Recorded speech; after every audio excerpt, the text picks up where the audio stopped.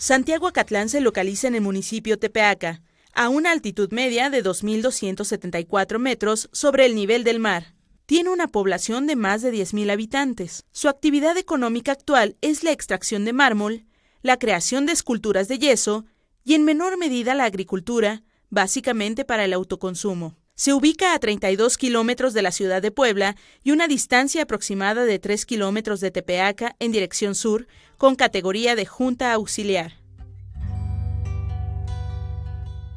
El Códice Cuautinchan nos permite ubicar la región y nos proporciona una idea de los lugares más importantes en la era precolombina. Si nos ubicamos en el códice, en la parte superior izquierda podemos encontrar la Malintzin. Continuando en ese mismo extremo izquierdo, a la mitad se puede apreciar Cholula y la representación de su pirámide, la cual era uno de los centros ceremoniales más importantes de la región en el siglo XII. Continuando en el centro del códice, cargado ligeramente a la izquierda, podemos apreciar dibujos de la representación de caciques que gobernaron el señorío de Cuautinchan en diferentes épocas. Encima de los dibujos de los gobernantes de Cuautinchan aparece representado el señorío de Cuautinchan. Por debajo de la representación de los caciques está dibujada la cordillera del Tenso. En el detalle del Códice Cuautinchan, en el centro podemos apreciar el señorío de Tepeaca. Continuando en el mismo dibujo, hacia el lado superior izquierdo se aprecia un conejo de color negro, lugar en donde se asienta el barrio de Acatlán Tlaytic. Manteniéndonos hacia el lado izquierdo podemos ver el basamento piramidal que se conoce como el Cerro del Tepenene. Como se puede ver, el Cerro del Tepenene tiene líneas muy definidas que nos permiten apreciar que no es un cerro típico, ya que la cresta es una planicie, por lo que se puede argumentar la posibilidad de que es el basamento piramidal que está en el Códice Cuautinchan. Cuautinchan fue un señorío que se fundó en 1175, cuando los caciques de Colhuacatepec Chicomostoc reciben de los señores de Cholula títulos de tlatoani.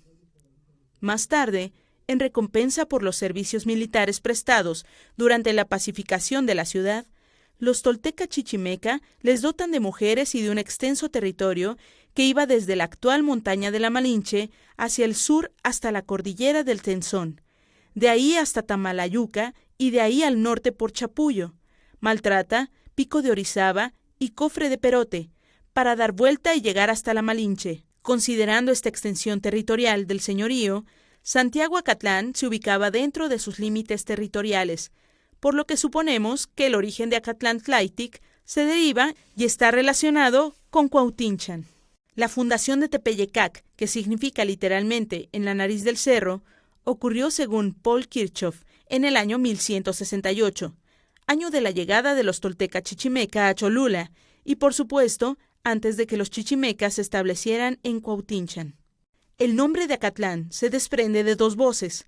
La primera es Acatl, que significa caña, según la nomenclatura del calendario azteca.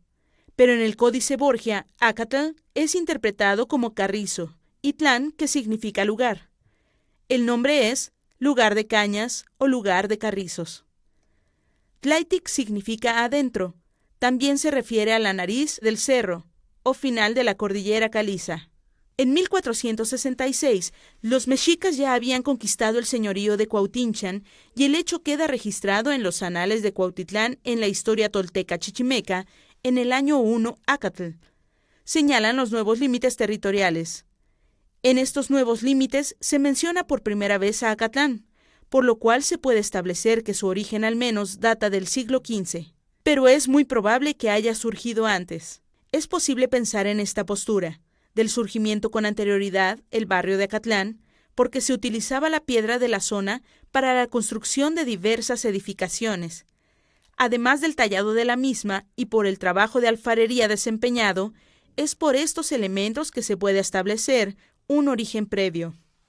Otro elemento que permite afirmar el origen de Acatlán es que actualmente se conservan dos hornos prehispánicos a 1 kilómetro aproximadamente del poblado de Santiago Acatlán, en dirección del cerro denominado Tepenene, ubicado dentro de sus límites territoriales, lo que nos permite proponer que la tradición en la alfarería y el trabajo con cantera en esta zona es ancestral. Durante la época prehispánica, algunos oficios como el de alfarería estaban próximos a los asentamientos humanos y a las materias primas, en este caso al barro, obsidiana y piedra para construcción u ornamento.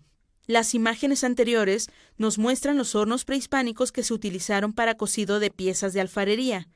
Estos actualmente se conservan en los límites de Santiago-Acatlán.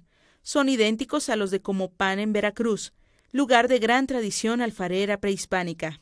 En los alrededores de los hornos es posible encontrar en la superficie del suelo cientos de fragmentos de cerámica y alfarería, de diversas piezas de barro y obsidiana de la época precolombina. Las formas de tributación en la época colonial, principalmente en el siglo XVI, de los canteros y alfareros era con piezas de alfarería, además de trabajo en este oficio durante todo el periodo colonial, manteniéndose estos dos oficios durante los siglos XIX y XX.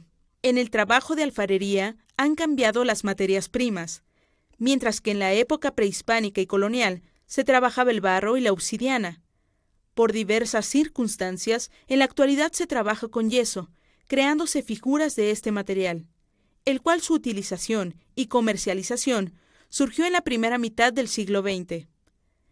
Es importante destacar que el trabajo artesanal que dio origen a esta población se mantiene vivo hasta el día de hoy. El historiador Hildeberto Martínez afirma que se reconoce al barrio de Acatlán Tlaytic por parte del señorío de Tepeyecac a principios del siglo XVI.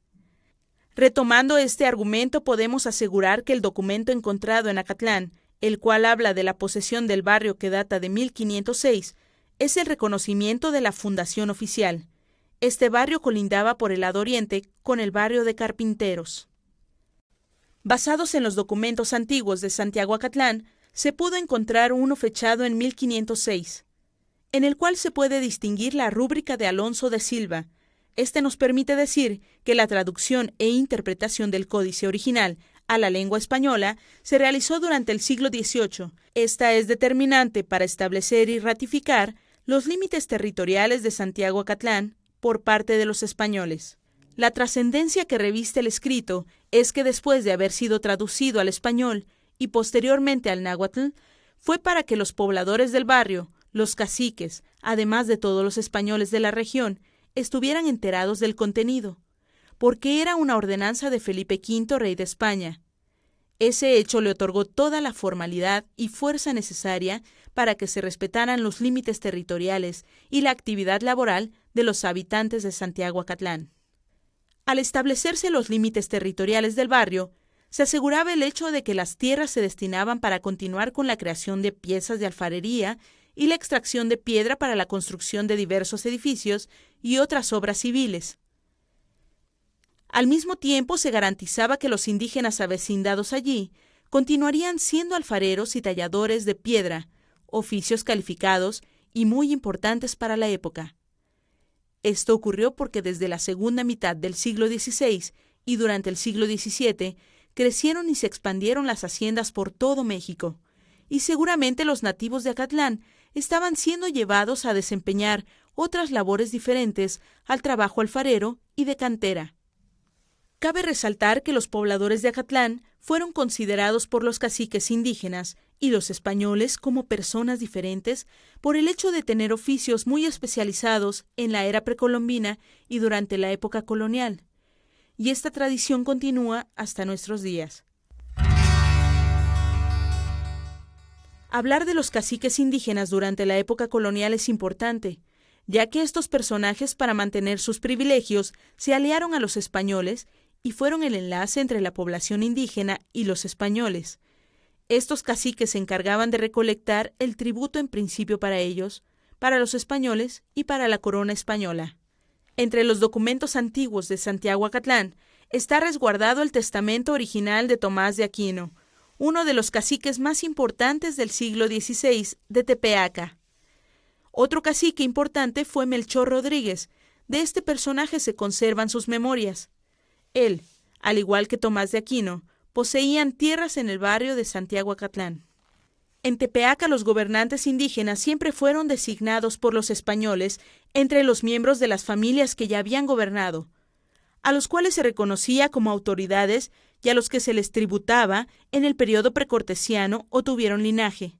Estos gobernantes también eran caciques regionales, ya que poseían tierras y macehuales. Para ejemplificar el poder que tenían estos caciques, mencionaremos que Tomás de Aquino fue un indígena principal nacido en Tepeaca. Ocupó el cargo de gobernador de Tepeaca en 1555 y 1556. Fue alcalde mayor en 1558 y 1560 y regidor en 1560, 1588 y 1592. Un fenómeno que ocurrió con frecuencia tras el asentamiento de los peninsulares en la Nueva España es que bautizaban de manera arbitraria a los caciques indígenas con nombres y apellidos españoles, pero con la peculiaridad de que los apellidos eran diferentes dentro de la misma familia consanguínea o los mismos nombres completos se repetían en familias distintas. Un ejemplo lo tenemos en Tomás de Aquino y Diego de Ortiz, que fueron hermanos consanguíneos. A los macehuales, en un sinnúmero de ocasiones solo se les bautizó con lo que conocemos como nombre de pila y sin apellido. Por otra parte, una vez efectuada la conquista de los valles poblano-tlaxcalteca, Bernal Díaz del Castillo, Pedro de Alvarado y luego Sandoval, a nombre de Hernán Cortés, hicieron el reparto de tierras en el pueblo de San Gabriel Cholula. En 1555 el gobernador de Tepeaca, Tomás de Aquino, hizo entrega de ellas mediante una carta ejecutoria. Un hecho trascendente en la historia de Santiago Acatlán es la compra del Cerro de San Vicente, que muestra lo estrecho de las relaciones comunitarias que existieron durante el siglo XIX. El 21 de marzo de 1882 se lleva a cabo la compraventa del Cerro de San Vicente, que pertenecía a la hacienda del mismo nombre. Esta era propiedad de don Pedro Quintero, y les vende a los pobladores de Santiago Acatlán la parte que colinda con su territorio. Mariano Centeno fue el representante del pueblo en la adquisición del cerro. El pago que se efectuó por esta propiedad fue de 800 pesos y para ello cooperaron todos los vecinos de Acatlán. El monto de la cooperación fue registrado con quien hizo directamente el depósito del dinero en persona. La cantidad aportada por cada persona fluctuó entre los 1 y 8 pesos. El 9 de septiembre de 1882 se escrituró la compra del cerro. Años más tarde, en 1888, siendo gobernador del estado de Puebla, el general Rosendo Márquez compró el Cerro de San Vicente, con el aval de todos los vecinos de Santiago Acatlán, quienes habían cooperado en 1882 para adquirirlo. El general realizó la compra para explotar la cantera de mármol en condiciones favorables para él. La explotación de la cantera es ancestral, y con este dato se reafirma que la explotación de mármol en Acatlán se ha mantenido a través de los siglos. En el libro de actas de la década de los 80 del siglo XIX de Santiago Acatlán está registrada la compraventa del Cerro de San Vicente, el cual fue un acto del que tomó ventaja el gobernador Márquez, porque él se comprometió a pagar, en los primeros 9 años, solo los réditos mensuales, que según las autoridades correspondían al monto en dinero de la explotación del mármol. Lo que no aparece en el acta es, ¿en base a qué referencia se pagaba ese monto en dinero?